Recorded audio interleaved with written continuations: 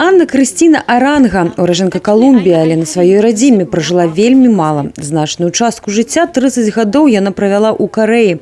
І ўсе асаблівасці культуры гэтай краіны жанчына. Сёння ўжо, дарэчы, брыстаўчанка увабрала ў сябе. Канешне, сучасныя карэянкі больш простыя ў выбары адзення, але па-ранейшаму актуальным у святочныя дні. На афіцыйных прыёмах і фестывалях застаецца нацыянальны традыцыйны касцюм ханбок.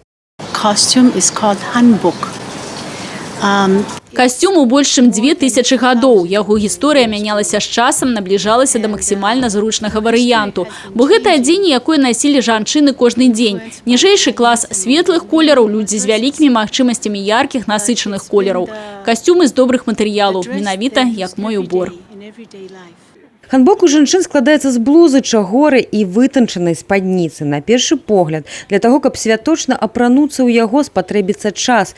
Але Анна Крысціна упэўнівае 2 хвіліны мінімум рухаў. І вось, прыгажосць у яе багацці.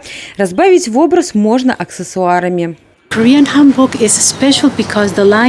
Карэйскі ханбок з'яўляецца асаблівым з асіметрычных ліній. Ён лёгкі і вельмі зручны для рухаў.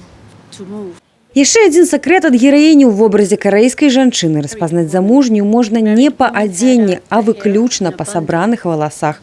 Дарэчы, зусім нядаўна Анна Крысціна выйшла замуж у тым самым нацыянальным карэйскім касцюме. Калі нехта думае, што ведае пра свой нацыянальны касцюм усё, ён, напэўна, спяшаецца. У гісторыі шмат цікавага, аб чым можна нават не здагадвацца. Кожны прадмет адзення, а іх у беларускім касцюме нямала, мае сваю гісторыю. Усё пачынаецца з жаночага галаўнога убору. Намітка на 2 метры 20 сантиметров, здаецца мне, вось гэта. Мы бачым, што гэта святочны такі прыклад наміткі. І чым яна цікавая для нас тым, што мы бачым, што перадавалася ад бабулі да ўнучкі. Таму што вось наборам ці процягам зроблена вось гэта аздоба, а пасля больш пазнейшая вось гэта зорачка. Марына Марчук збірае прадметы беларускага нацыянальнага адзення і вывучае гісторыю ўжо шмат гадоў. Але ліча, беларуская гісторыя настолькі шматгранна, што яе чакае яшчэ нямала загадак. Гэты фартушок, ён, бачыце, ружа. Ружа. Чаму ружа? Гэта свята, жанчына, дзяўчына, яна як ружа, яна квітнее. Вось. І самую, так скажем, сакральную частку свайго цела яна вось гэтай ружы. Гэта дзетародная частка, которую дзяўчына хавае.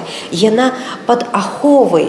Складаныя ўзоры арнаменту на адзенні беларусаў могуць сімвалізаваць працяг роду, здароўе, доўгае жыццё, каханне. Сёння стаўленне да адзення іншае, чым у продкаў, але нязменна адно. Касцюм – спосаб самавыявіцца. Ён падкрэслівае статус, расказвае пра густы і ўяўленні чалавека.